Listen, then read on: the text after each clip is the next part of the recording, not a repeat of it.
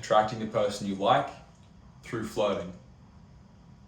So there's an attractive girl in your life, you follow her on Instagram, you follow her on Facebook, she's a friend on Facebook, she's a person in your class, or she's a friend of yours already, or you have no idea who she is, but she's attractive to you. You need to say something to her, but you don't know how because you've waited ages, and you don't think you can do it because your brain's telling you can't do it. You can fucking do it. Let me tell you some tips on how I got my girlfriend, the one who I really liked, and how I pursued that. So, before I get into anything else, it's always better to be honest in the long run. So no matter what you want to lie about, if you're honest with the person by showing them that you're attracted to them, is one of the ways. But if you're honest with the person and you show them your honest feelings, for one, it shows you've got a lot of courage to do that, and that can build respect, which is foundational for relationships and attraction. But before you get too much into honesty and all that sort of stuff, I want to talk about some ideas for you to practice. So flirting happens in two ways, physically and charismatically. And I'm just going to talk about the physical side right now. The physical side is easier for the most part because there are a few universal ideas you can use almost instantly. One of them is eye contact. Like what I'm doing right now to the camera, looking at the camera is important for everyone to listen to me and respect me. More than that, it's the foundation of flirting. So, it's commonly known that if you make eye contact with someone for a long period of time, or you're staring at someone and you know the situation where someone is staring at someone and they're staring back, it's either because they really don't like each other or they really do like each other and they're attracted to each other. Why that is because of a thing to do with respect, and I'll go into it now. So, if you know someone in your life that is a charismatic person in your family or your friends, or just someone you saw on the street, or a celebrity, any one of those, you'll notice they do one thing when they make eye contact. They usually look into the person's eyes for 3 seconds. And that's a weird thing to understand, because once you start thinking about it, you start feeling a bit like a robot, and it's a bit disconnecting. Once you get it though, it makes all the sense. When you practice it, you feel so much more confident in yourself. And I understand that it's going to bring anxiety in your life for you just to go outside and start giving everyone 3-second eye contact out of nowhere. I'm not asking you to do that straight away to the people you like or random people. You can do that to anyone that you know that you're comfortable and safe around, that you've known for a long time, your family, and maybe your friend, maybe even your pets. Just one of those. Practice 3-second eye contact.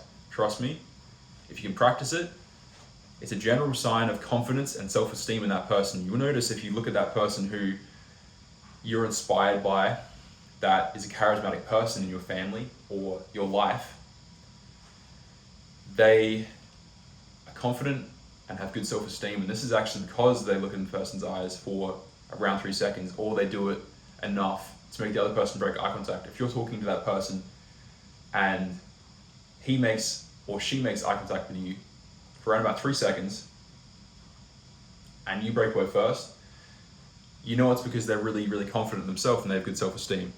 That is foundational for flirting as well. If you don't have self-esteem and courage, or at least fake it till you make it courage and confidence, what I mean by that is acting like you have it even if you don't have it, then it's going to be really hard to build up the relationship and the attraction, the tension.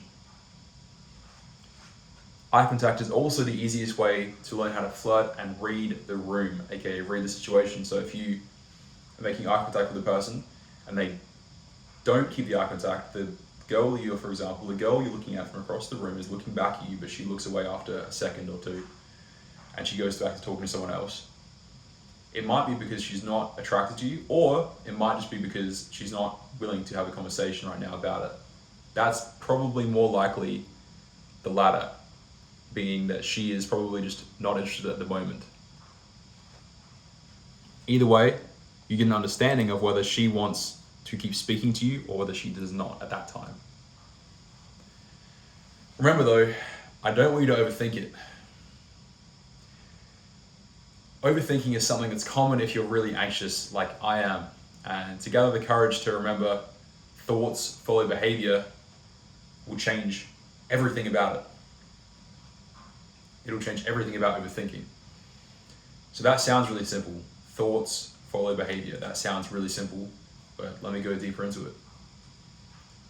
With a story I heard from my best friend. My best friend told me a story a few years ago now, it would have been a while ago, about his uncle or his cousin, and their life rule and motto was that they would, after 10 to 5 seconds, they would just go and they would do whatever they said they were going to do. Thoughts follow behavior. So whether that be gambling, proposing to a woman, starting a business, or like running a marathon, doing something that takes a lot of courage to do and that is respected widely, they would do it under 10 seconds or 5 seconds. They wouldn't even think about it. They would just get started on it, whatever it was. And once I understood the deep value of it from the Andrew Huberman podcast, I think he said that first, that I saw it on. I did understand the deep value of acting before you can think. So that is important. Just don't overthink it. And thoughts follow behavior. So what comes after making good eye contact?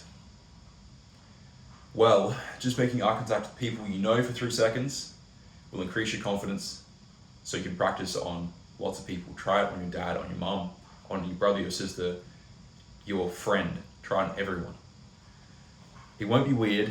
Just count it. 1 Mississippi, 2 Mississippi, 3 Mississippi, and you'll be fine. Trust me, you don't have to say it out loud, just say it in your head.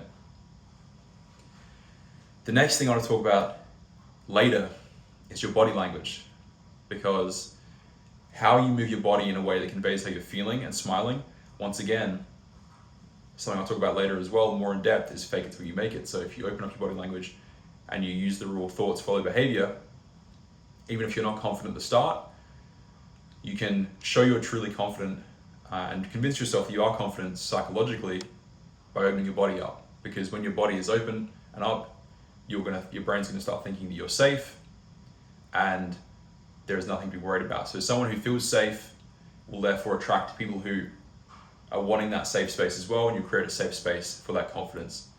But that's for a later video. To start off from ground zero of flirting, get better at making eye contact with everyone and anyone. Don't overthink it.